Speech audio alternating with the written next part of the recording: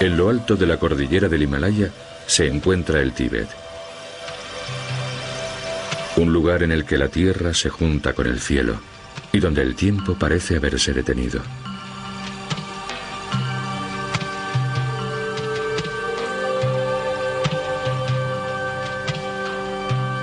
Una tierra rodeada de misterio. Una tierra con un dios, con un benefactor.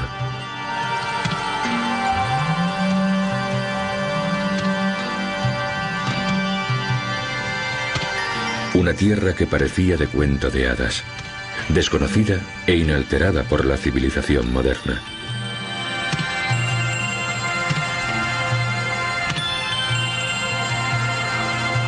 En medio de este aislamiento nació una gran cultura y evolucionó una gran religión.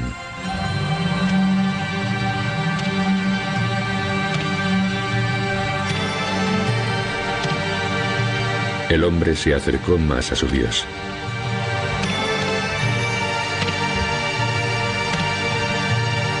Aquí, hace siglos, el Buda vivo, llamado el Bodhisattva, vino para salvar a su pueblo, como Dalai Lama. Dalai Lama, el nacimiento de un dios.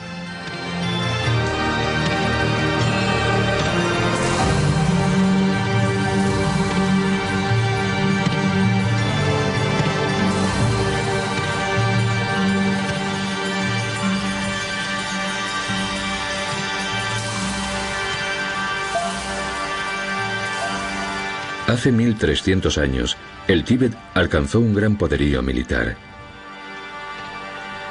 Su gran imperio se extendía desde China hasta la India, a lo largo de la antigua ruta de la seda. Irónicamente fue durante esta época de expansión militar cuando el budismo llegó por primera vez al Tíbet.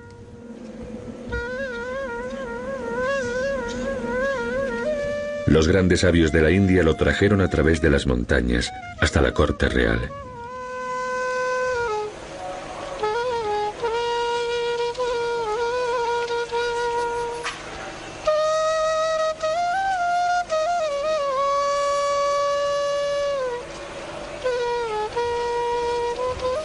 Al principio, esta visión no violenta de la vida encontró mucha resistencia. El pueblo estaba contento con sus dioses espirituales, y el budismo, una religión que no promovía a ningún dios, fue menospreciado y muy poco comprendido.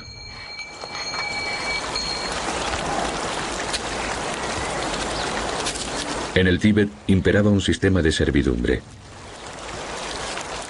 Unos cuantos aristócratas eran los propietarios de la tierra y de los campesinos que la trabajaban.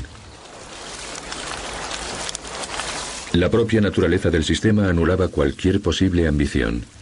Si habías nacido aristócrata, eras afortunado, y si no, la estructura social impedía que prosperases.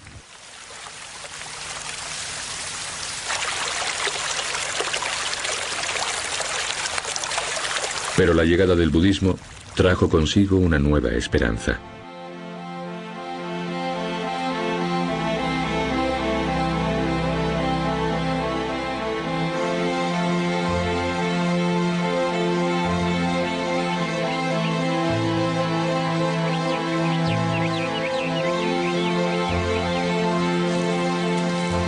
El budismo predicaba la igualdad. Los tibetanos comenzaron a acudir en masa a los monasterios, donde la jerarquía se basaba en los méritos personales. Incluso un pobre labrador podía llegar a convertirse en el líder de un gran monasterio. Era una nueva experiencia, una revolución pacífica contra un sistema antiguo y decadente. El poder político pasó a estar en manos de la gente común.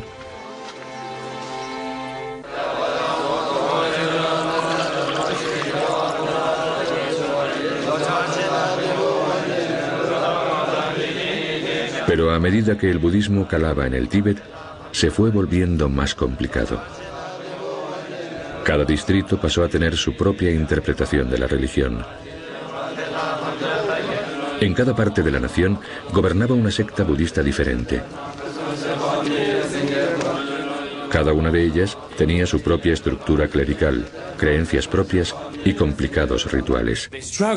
Lucharon con ello durante 500 años, 1000 años, y se puede decir que no se convirtieron en budistas hasta los 500 años, si definimos el budismo como el momento en que comenzó a imperar el pacifismo y la paz pasó a tener más importancia que la guerra. Empezaron a tener más respeto por los seres vivos, a buscar una iluminación trascendental en lugar de la prosperidad terrenal o la riqueza, las victorias, etc. Eso sucedió a finales del milenio. Y mientras el Tíbet se enfrascaba en la religión y en asuntos políticos menores, el mundo estaba a punto de cambiar.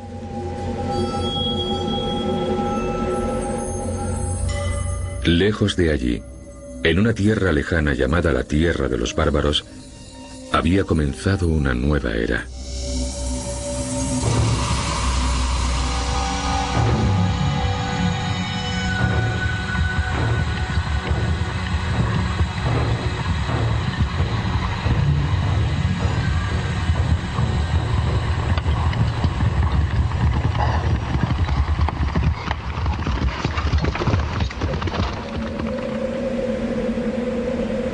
Los mongoles eran una raza guerrera diseminada por la fría y desértica estepa que separa Rusia y China. Esas tribus nómadas estaban siempre en guerra, una contra las otras. Sus espadas eran su dios y el sometimiento su religión. En este entorno inestable nació un hombre cuyo nombre quedaría grabado para siempre en la historia de los mongoles y que sería venerado como patriarca de la tiranía. Una a una, todas las tribus de Mongolia cayeron bajo su dominio, y el mundo lo conoció con el nombre de Genghis Khan. Las tribus nómadas adoraban a su líder. Por fin tenían una motivación, un objetivo, una bandera a la que considerar suya.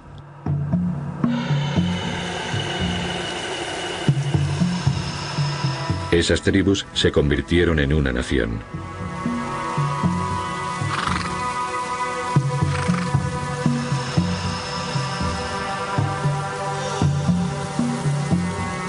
Esas espadas se convirtieron en una máquina imparable.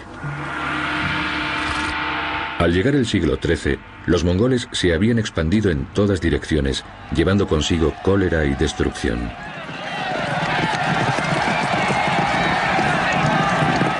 Ningún ejército era capaz de detenerlos, ni ningún fuerte era lo suficientemente resistente como para resistir su avance.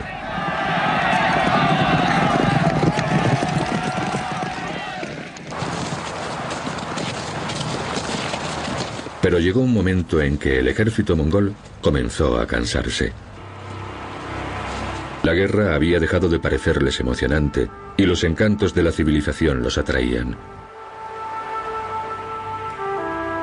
Quisieron ser reyes en lugar de soldados y construir dinastías, aprobar decretos, erigir monumentos.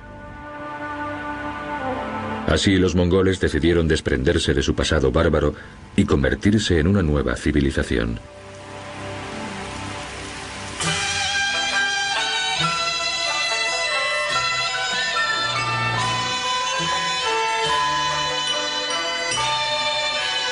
Muy cerca de ellos estaba China, con su antigua historia y su rico patrimonio cultural.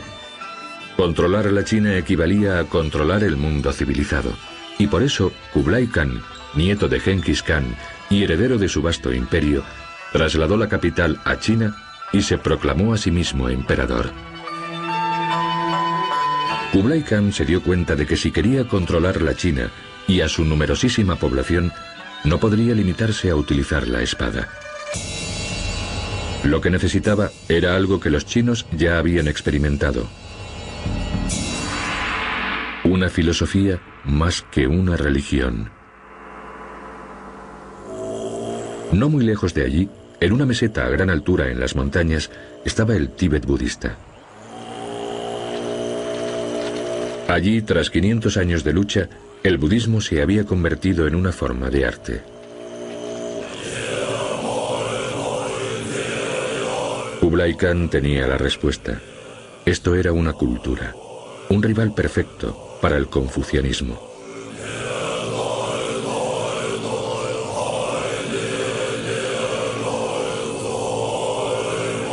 El budismo tibetano tenía que reemplazar al confucianismo en los tribunales chinos, y el hombre más indicado para llevar a cabo esta titánica tarea era un sabio monje tibetano llamado Phakpa.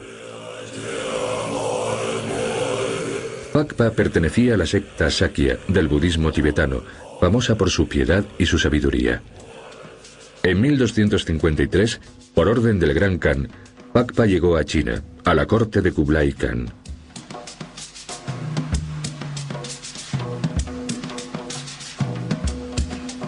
El sabio monje permaneció 20 largos años en la corte de Kublai Khan. Phakpa ejerció una influencia muy civilizadora sobre Kublai Khan. Por ejemplo, lo convenció para que detuviese las matanzas de chinos que Kublai Khan solía provocar. Cuando le molestaba que hubiera demasiados chinos en alguna zona, enviaba al ejército y cogía a unas 1000 personas y las tiraba a un río, a un lago o algo así. Al principio los mongoles eran muy salvajes, pero Phakpa les enseñó el budismo y consiguió que Kublai fuera más religioso y acabase con todo eso. Antes que nada, hay que decir que Kublai Khan fue el gran constructor del imperio. Quería gobernar ese imperio universal, utilizando el budismo como una herramienta poderosa.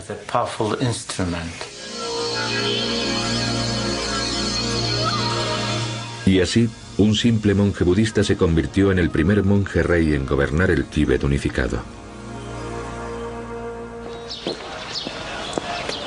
La secta Sakya, a la que pertenecía, se convirtió en la secta más poderosa del Tíbet.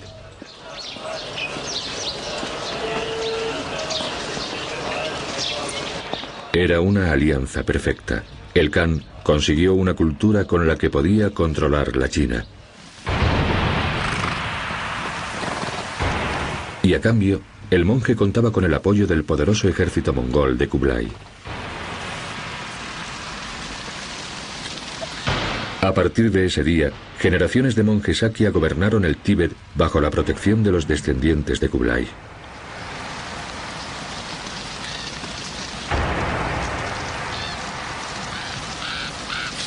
Pero esa era de paz y armonía llegó a su fin.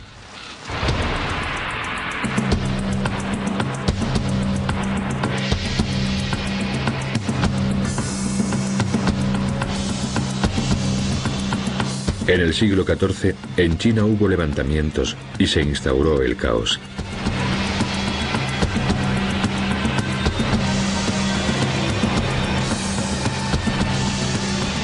Los mongoles fueron destronados y se vieron obligados a abandonar el país.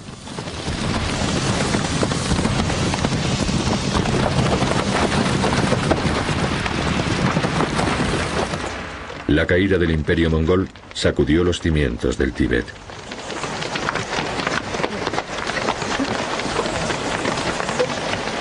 La secta Sakya no fue capaz de conservar el poder.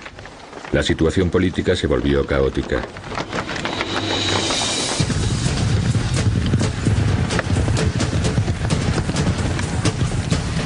Los dirigentes de los monasterios y los pequeños caudillos se enfrentaron por el trono del Tíbet.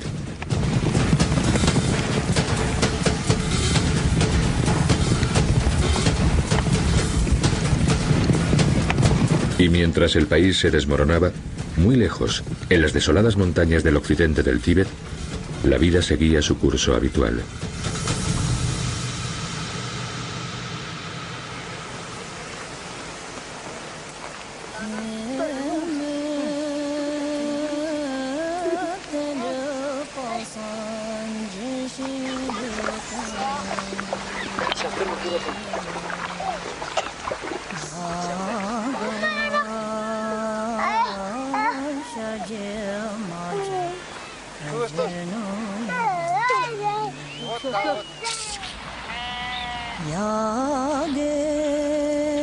Esas gentes tenían una fe y unas creencias simples, algunas de ellas reflejo de su origen animista.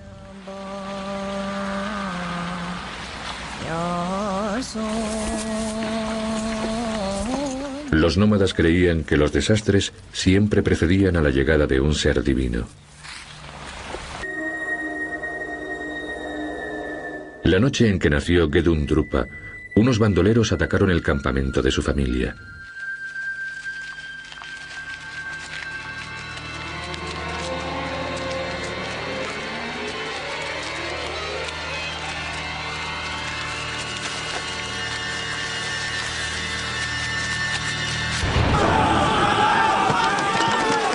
La madre, desesperada, dejó a su bebé recién nacido en un corral para el ganado y huyó con el resto de la familia. A la mañana siguiente encontraron al bebé, ileso.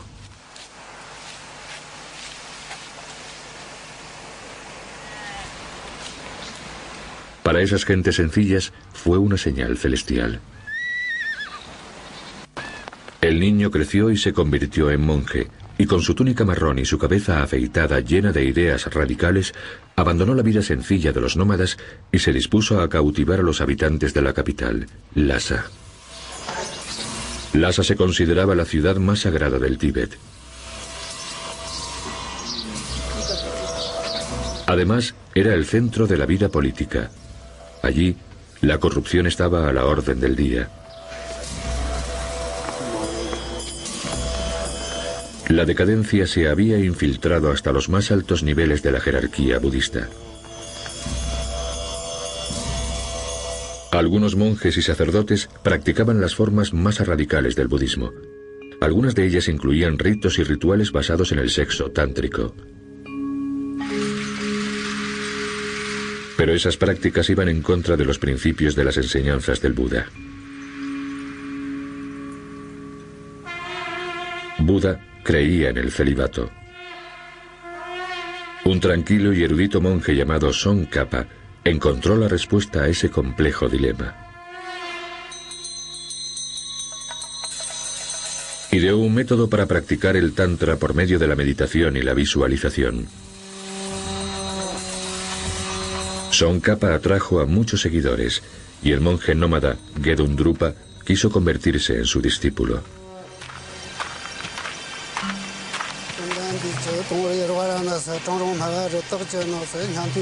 Se trataba de un grupo de monjes radicales que seguían los códigos morales más estrictos.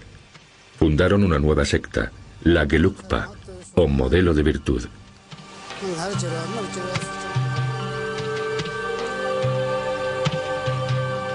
Para distinguirse, los Gelugpa llevaban sombreros amarillos, mientras que las escuelas budistas tradicionales llevaban sombreros rojos.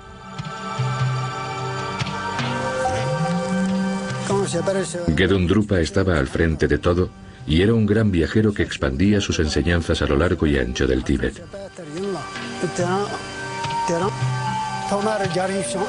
Pero a medida que Gedun Drupa se iba acercando a su final, se dio cuenta de que ser célibe tenía sus desventajas, como la de no contar con un heredero directo que continuase su obra. Por eso el sabio anciano decidió solucionar la cuestión adoptando un concepto ya existente y plenamente aceptado en el Tíbet.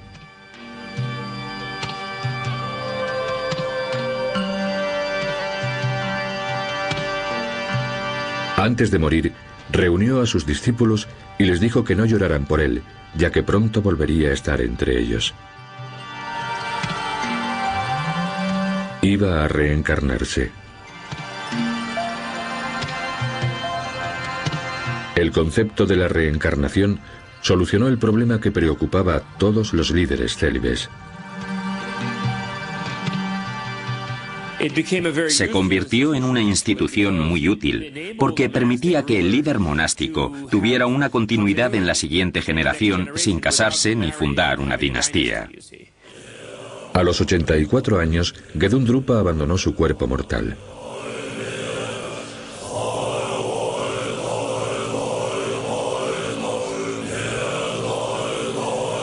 Tal como había profetizado, se reencarnó como Gedum Gyatso, que a su vez se reencarnó en Sonam Gyatso.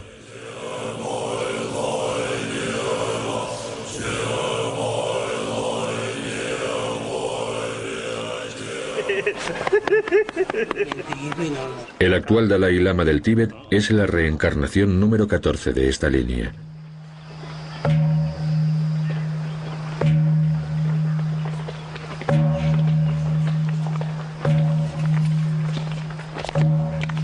Pero en la época de la tercera reencarnación, el Tíbet se vio inmerso en unas duras luchas por el control político.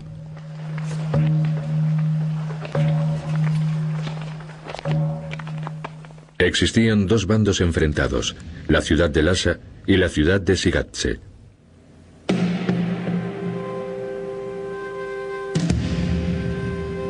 Los dirigentes de Shigatse patrocinaban a una antigua secta budista, los Sombreros Rojos, o Karmapa. Los dirigentes de Lhasa apoyaban a la secta más nueva, los Gelupa de Sombreros Amarillos. Por desgracia, igual que ocurre en la actualidad, la política se mezcló con la religión y la lucha entre las dos ciudades fue considerada una guerra santa.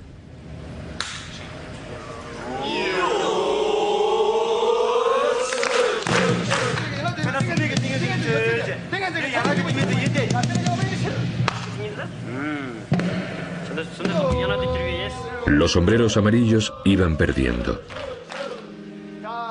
No conseguían resistir el poder militar de sus rivales, de Sombreros Rojos. 18 monasterios Gelupa fueron obligados a convertirse a los Sombreros Rojos y murieron muchos monjes.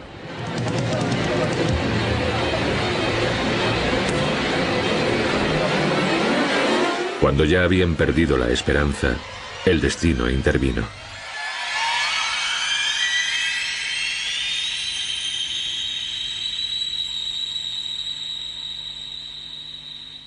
En 1576, Sonam Gyatso, la tercera reencarnación del niño nómada, fue invitado a Mongolia por el poderoso príncipe mongol Altan Khan.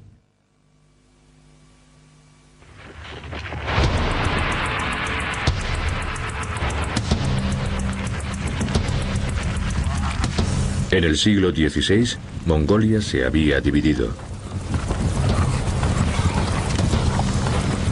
Los gloriosos días de Genghis Khan y Kublai Khan habían terminado.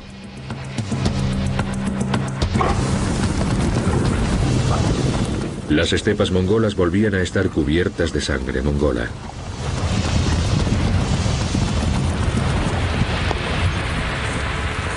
El país necesitaba desesperadamente un líder que reuniese de nuevo a las tribus. Altan Khan, un poderoso caudillo mongol, tenía todo lo necesario para ser un gran líder, salvo una cosa: no era descendiente directo de Kublai Khan. Muy cerca de Altan, los descendientes de Kublai Khan seguían con vida y desafiaban constantemente su liderazgo. Si Altan quería controlar las tribus, necesitaba que lo aceptaran. Así que ideó un plan tan simple y al mismo tiempo tan ingenioso que conseguiría cambiar para siempre el rumbo de la historia.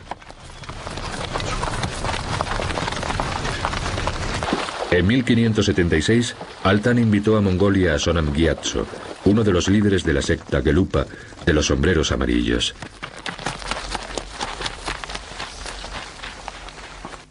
Sonam era el candidato perfecto para llevar a cabo su plan. Los Sombreros Amarillos eran una nueva secta budista que tenía poco o ningún contacto con los descendientes de Kublai Khan, por lo que Altan pudo asegurarse su lealtad. Pero lo que era más importante, Sonam Gyatso era un lama reencarnado.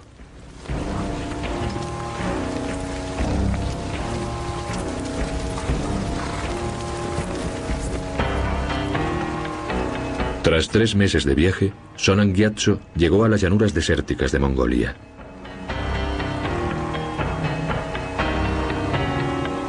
Con gran boato y mucha ceremonia, el propio Altan recibió al Gran Lama.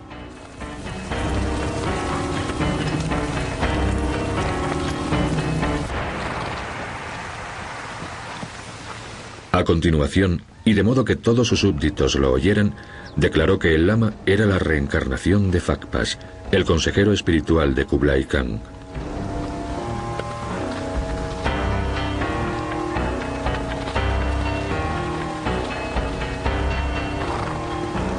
Una vez sus súbditos aceptaron eso, dio su golpe maestro. Altan se proclamó a sí mismo reencarnación del gran Kublai Khan.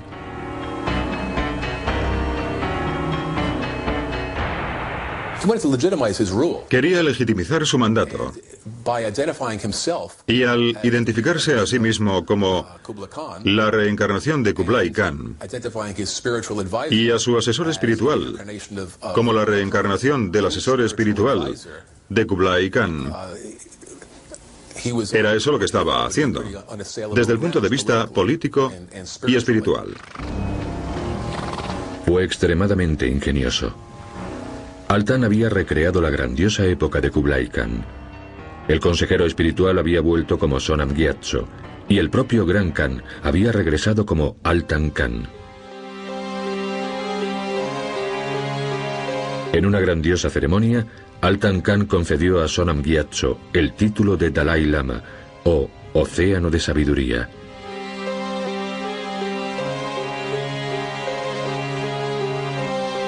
Sonam Gyatso, el tercero de su línea de reencarnados, pasó a ser conocido como el tercer Dalai Lama.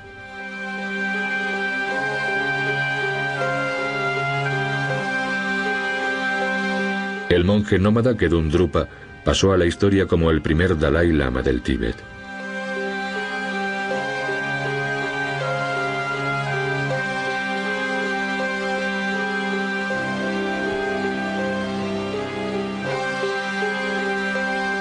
En 1596 falleció Sonam Gyatso, el tercer Dalai Lama del Tíbet. Los gorros amarillos lloraron su muerte.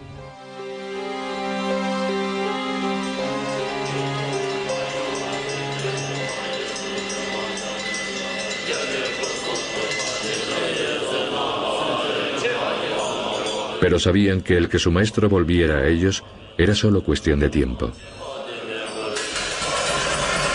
Por eso, con renovadas esperanzas, comenzó la búsqueda de su reencarnación.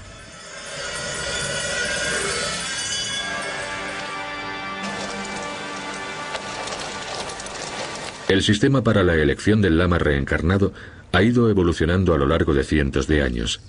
Es un método en el que los tibetanos confían plenamente.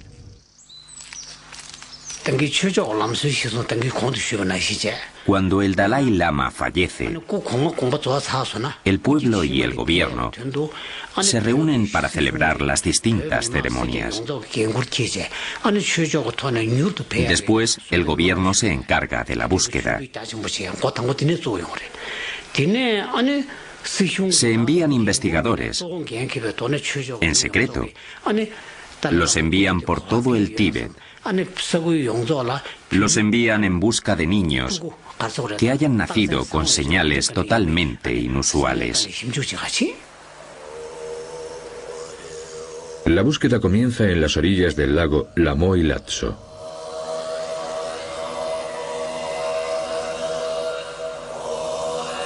El lago, que se encuentra al sudeste de Lhasa, tiene poderes místicos, según descubrió el segundo Dalai Lama.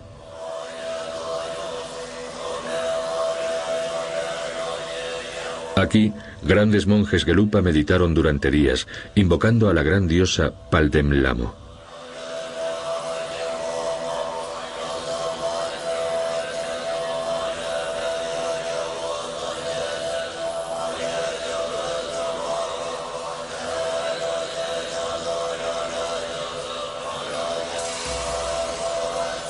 Entonces empiezan a aparecer las visiones. Son visiones que los oráculos estatales deben confirmar.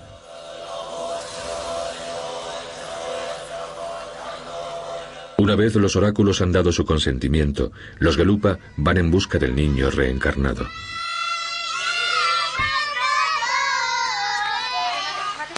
Buscan niños que hayan nacido con señales especiales.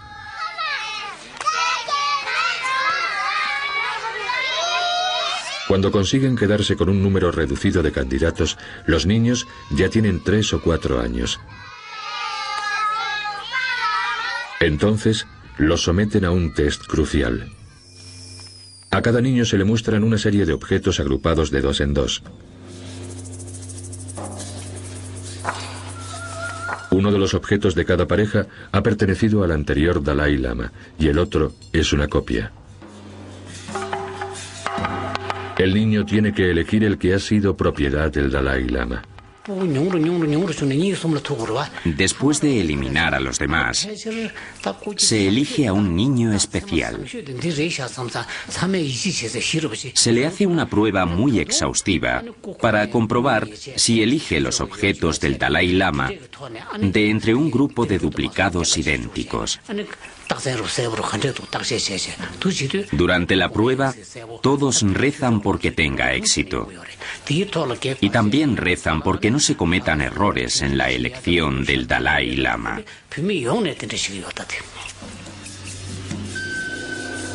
El proceso tiene que ser muy preciso, ya que el niño elegido pasará a ser la principal autoridad de todo el Tíbet. Cuando murió Sonam Gyatso, el tercer Dalai Lama, los sombreros amarillos no encontraron a su reencarnación en el Tíbet, sino muy lejos, en Mongolia.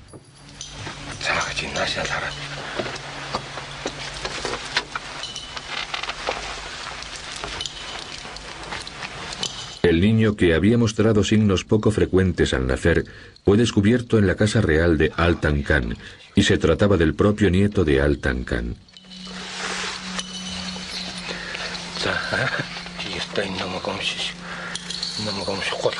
Mientras otros pequeños lamas comenzaban su vida monástica a los 3 o 4 años, en este caso los Gelupa incumplieron las normas y permitieron que se quedara con sus padres.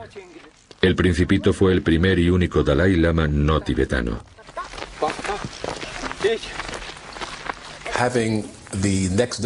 Que el Dalai Lama naciera de una familia mongola no era un problema, porque el budismo Gelugpa no tiene nada que ver con la nacionalidad, sino con las creencias espirituales. Y al mismo tiempo, para conservar la protección política de la estirpe Khan, resultaba muy útil que uno de los suyos naciera entre los mongoles. A los 12 años, el cuarto Dalai Lama, nieto de Altan Khan, partió hacia el Tíbet con una escolta armada de 1000 soldados mongoles.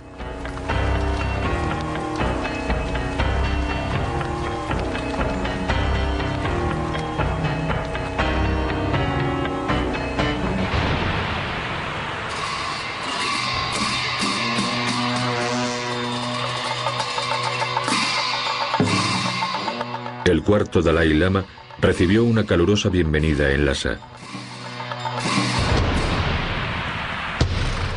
Pero la presencia de su caballería mongola recordó a los dirigentes locales que los sombreros amarillos contaban con el respaldo de una poderosa tribu mongola.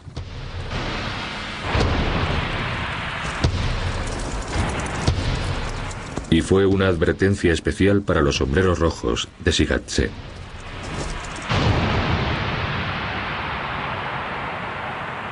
Los líderes de Sigatse esperaban su momento.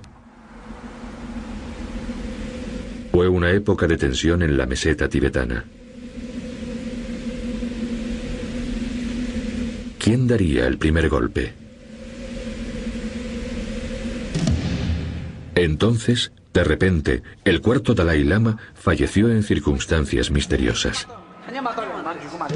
En menos de un año, Sigatse arrasó a los sombreros amarillos.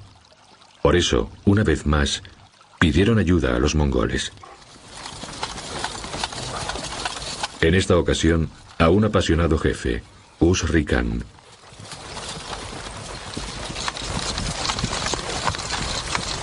Para los Gelupas, esta nueva alianza con Gusri había sido el último recurso.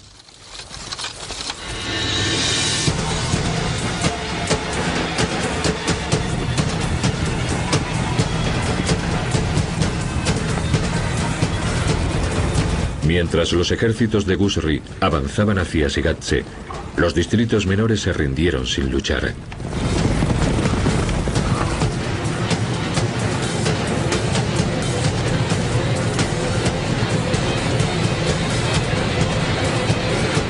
Pero al llegar a Sigatse, Gusri se encontró con una empalizada que rodeaba el fuerte y con las mejores tropas listas para pelear.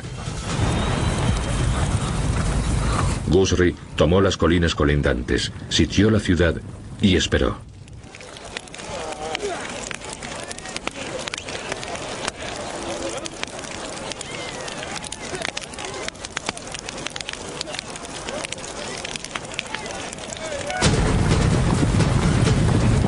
Finalmente, tras un año de lucha, Sigat se cayó.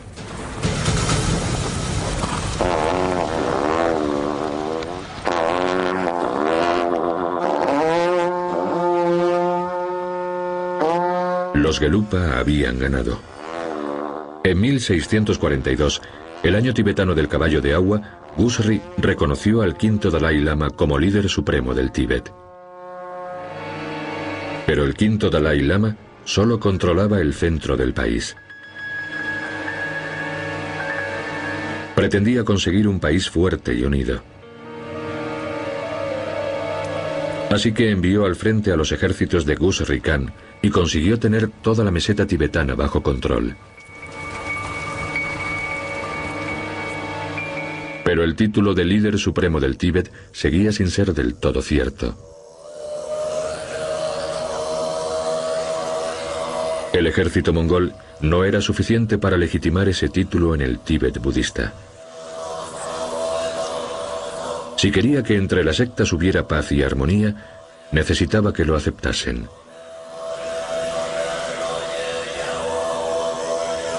El quinto Dalai Lama, tan buen político como monje, estaba a punto de hacer historia.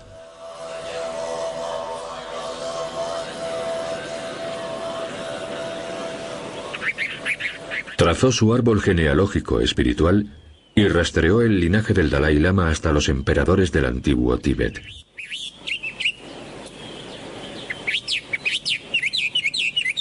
Se estaba concediendo a sí mismo un derecho imperial. El problema de los seres reencarnados es que, en muchos aspectos, contradicen las enseñanzas básicas de Buda. El budismo enseña que la vida es un ciclo interminable de nacimiento, muerte y renacimiento. El ciclo de la vida no es nada más que dolor y sufrimiento. Y solo al romper ese ciclo se consigue la iluminación del nirvana.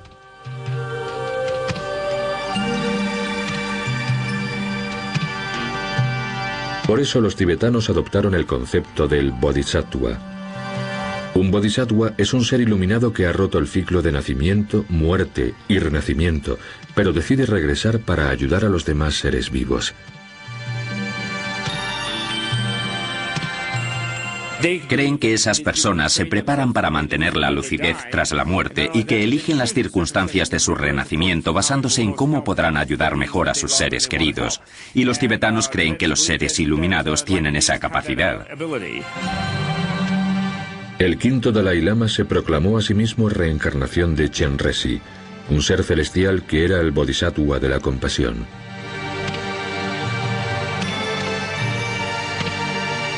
Ya tenía un derecho divino para gobernar. Imagine cómo sería la política en los Estados Unidos si los políticos demostraran que son la reencarnación de alguien por medio de sus actos virtuosos, su omnisciencia, su clarividencia o su argucia. Una vez consiguieran sus cargos y la gente los aceptara, sería como si hubiera llegado la Nueva Jerusalén, por así decir. Sería una forma de política de lo que podríamos llamar una conciencia del milenio. Una conciencia de que ha llegado una nueva era.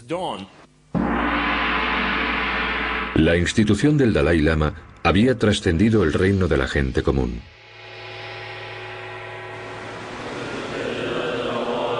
A partir de entonces, el Dalai Lama sería la manifestación terrenal del Buda de la compasión. Pero el quinto Dalai Lama aún no estaba satisfecho.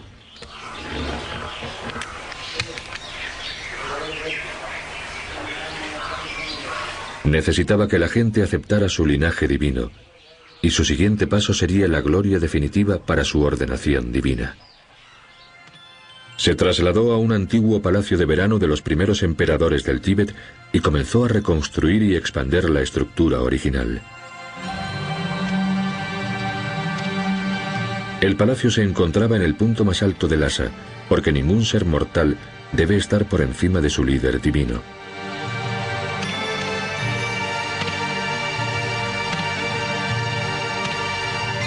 Lo llamó el Potala.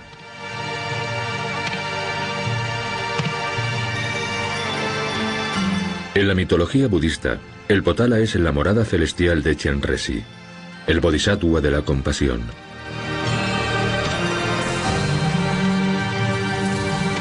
El Potala se alzaba sobre las rocas de Lhasa, hacia los cielos. Al verlo, era imposible negar la existencia del Rey Dios, el Dalai Lama. Así comenzó una era de paz y prosperidad. Pero no duró mucho, ya que en China comenzaban a soplar nuevos vientos.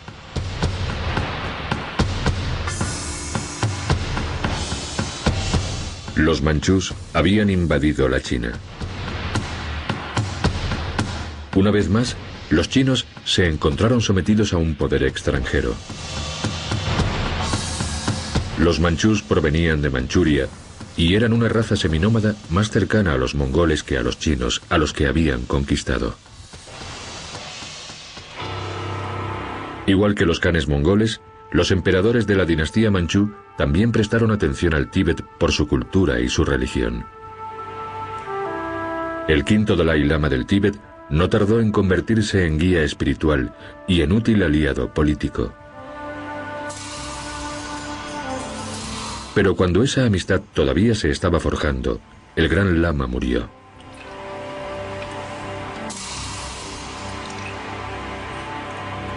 Con su muerte, el Tíbet perdió a uno de sus más grandes líderes de todos los tiempos. En 1676 lo sucedió Songyan Gyatso, que se convirtió en el sexto Dalai Lama.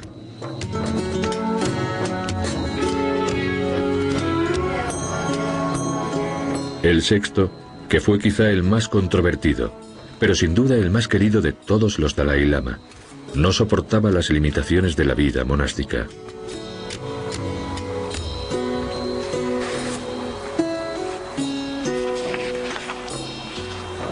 Me inclino hacia las enseñanzas de mi lama, pero mi corazón escapa en secreto para pensar en mi amada. Disfrazado, se escapaba por la puerta trasera del Potala y pasaba muchas noches de borracheras en las zonas más libertinas de Lhasa.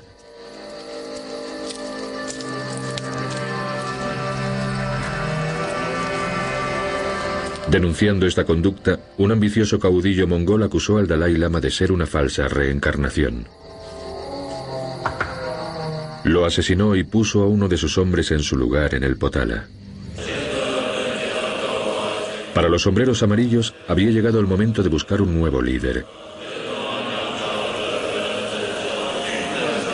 Pidieron ayuda a los emperadores manchú. Tras una sangrienta batalla, el nuevo Dalai Lama fue reemplazado por un niño descubierto cerca de Litán, tal como había profetizado el muy querido sexto Dalai Lama.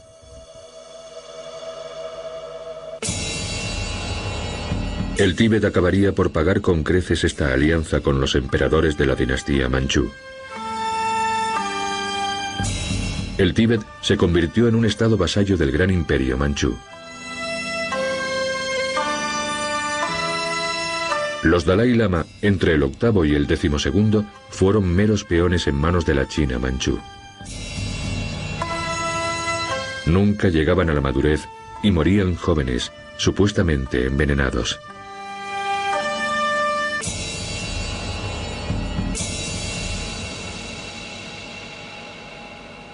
Entonces, en 1876, nació el 13º Dalai Lama. Durante 300 años, los manchús habían sido la gran dinastía de Asia, pero su imperio estaba en decadencia. Hong Kong cayó en manos británicas y Macao en manos portuguesas. Los chinos aprovecharon la ocasión para librarse de los caciques manchú. El Tíbet también quería deshacerse de los últimos vestigios de la dominación manchú. Pero en lugar de eso se encontró siendo un peón de la gran partida. Gran Bretaña y la Rusia zarista se enfrentaban por conseguir el dominio de Asia. En lugar de pelear, firmaron un trato. Nadie pidió su opinión al Dalai Lama. Se vio obligado a huir a la India británica, a través de la frontera. Entonces, en 1911, el Imperio Manchú llegó a su fin.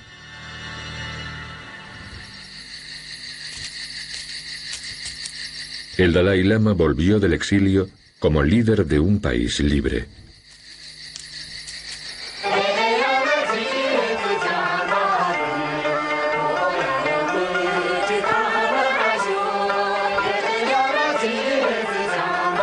Pero el Tíbet estaba a punto de entrar en la etapa más atormentada de su historia.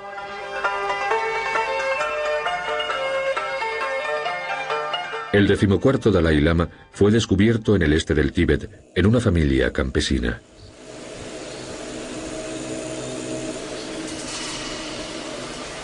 Con gran pompa y solemnidad, fue llevado al Potala para ser instruido por los lamas más sabios del país.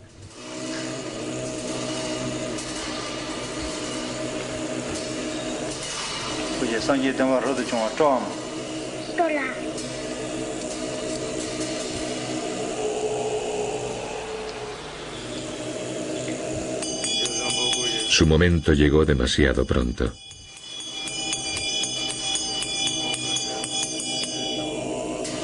Con solo 16 años, se vio obligado a tomar las riendas del gobierno tibetano, porque el país estaba en grave peligro. Y los tibetanos creían que en el Dalai Lama, el Buda de la compasión, poseedor del rayo, el queridísimo protector, estaba la última esperanza. La institución del Dalai Lama ha prestado grandes servicios a los tibetanos. Sabemos, por ejemplo, que en la época de la invasión china de 1949, no todo el Tíbet, tal como lo conocemos ahora, estaba controlado por Lhasa. Sin embargo, todo el mundo, todos los habitantes de ese territorio, miraron a Lhasa, miraron al Dalai Lama en busca de orientación y de liderazgo, en busca de identidad. En el este se había hecho realidad la profecía de la amenaza roja. El Partido Comunista de Mao Zedong había llegado al poder en China. La China comunista reivindicaba su derecho sobre el Tíbet basándose en el antiguo Imperio Manchú. Decían que China estaba formada por 5 pueblos multiétnicos: los propios chinos, los mongoles, los manchurios, los tártaros y, por supuesto, los tibetanos. El Partido Comunista de China se sintió obligado a transmitir el idealismo de su mundo socialista a estas 5 razas y a liberarlas de las garras del dominio imperialista extranjero.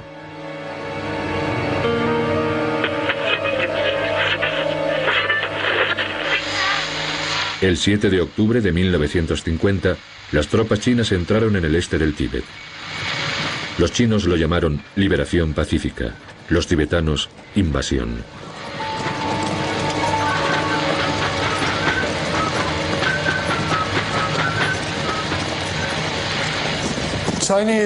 La pretensión ideológica china de haber liberado el Tíbet es sencillamente un intento de ocultar la verdadera razón por la que fueron al Tíbet. Los chinos no entraron en el Tíbet para liberar a los tibetanos del sistema feudal. Fueron allí para liberar al Tíbet de los tibetanos, es decir, para convertirlo en una parte de China. Los chinos ocuparon fácilmente el país y llevaron consigo un modo de vida totalmente distinto.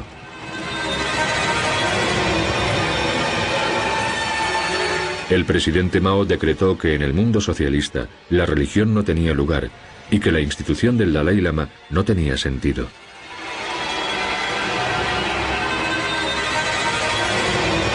La religión, dijo, es un veneno. Los monasterios fueron saqueados y destruidos. Se quemaron las escrituras. Los monjes fueron castrados y destripados.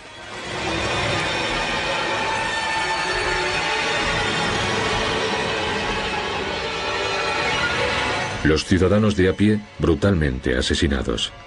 El 14º Dalai Lama se veía impotente ante el dolor de su pueblo. En 1959, la vida del propio Dalai Lama corría peligro. Una noche, disfrazado de soldado, huyó de Lhasa. En unas semanas, con el ejército chino pisándole los talones, llegó a la India.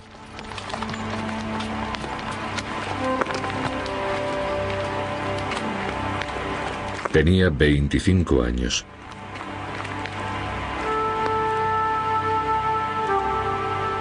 Ahora el 14º Dalai Lama del Tíbet vive en las estribaciones del Himalaya, en la India. Está acompañado por una gran comunidad tibetana. Muchas de esas personas lo acompañaron cuando se exilió.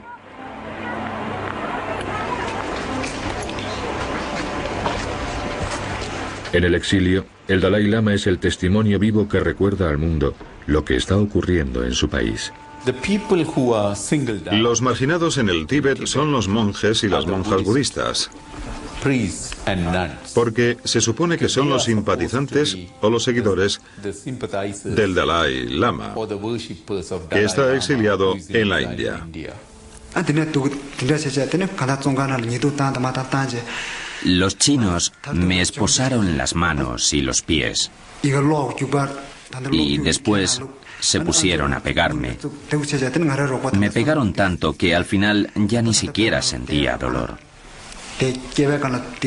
Después me dieron descargas eléctricas en la boca, en las orejas y también en la espalda y en el pecho. Las autoridades chinas siguen imponiendo su idea del paraíso socialista y los habitantes laicos del Tíbet siguen sufriendo. En concreto, la política de un solo hijo es fuente de gran preocupación para las asociaciones de defensa de los derechos humanos. Amnistía Internacional no se opone a la política de un solo hijo.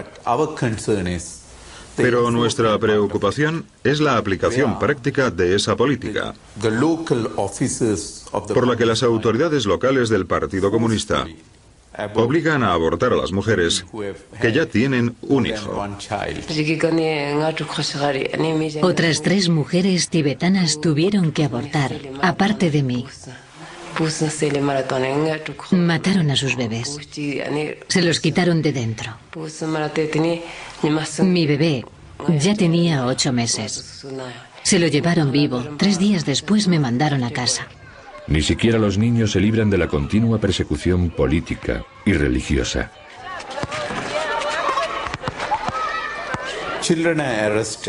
Los niños son detenidos por motivos políticos.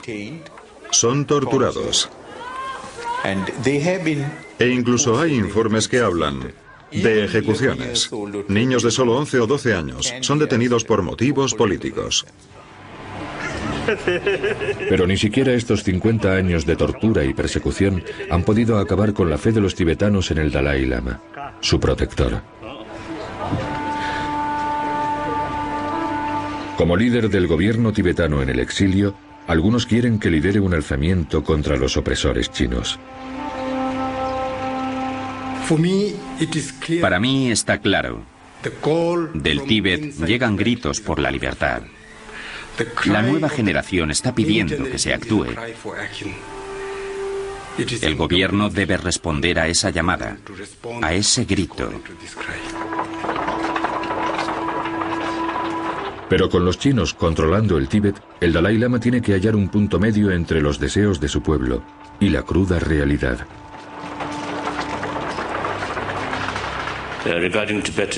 En cuanto al futuro del Tíbet, no busco la independencia, aunque tenemos un derecho legítimo a pedirla, porque somos una nación, históricamente, geográficamente, lingüísticamente y también racial y culturalmente. Pero yo creo que el mundo está cambiando, que ya ha cambiado mucho. Y hoy en día las fronteras nacionales no son tan importantes. 2 comunidades distintas pueden unirse sin problemas.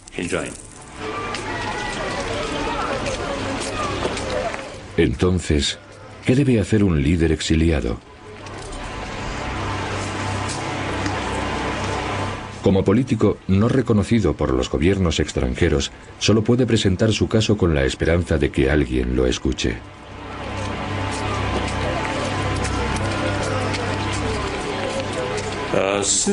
Ya que no estoy pidiendo la independencia y ni siquiera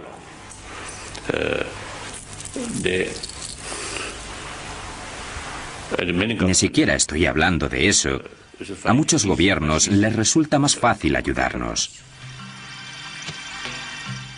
Aparte de eso, solo puede lamentarse por el genocidio cultural que sigue en marcha en su país.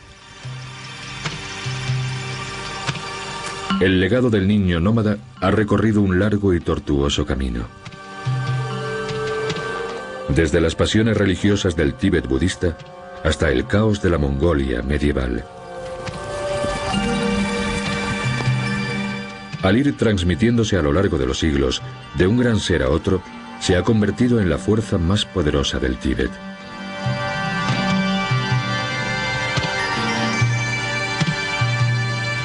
Es la gran fuerza de la gente y también su mayor debilidad.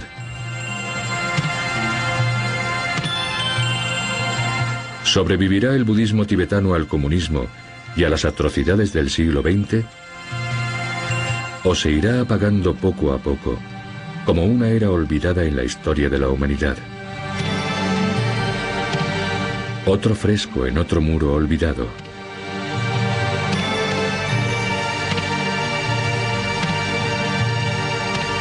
¿Estamos ante el último Dalai Lama del Tíbet?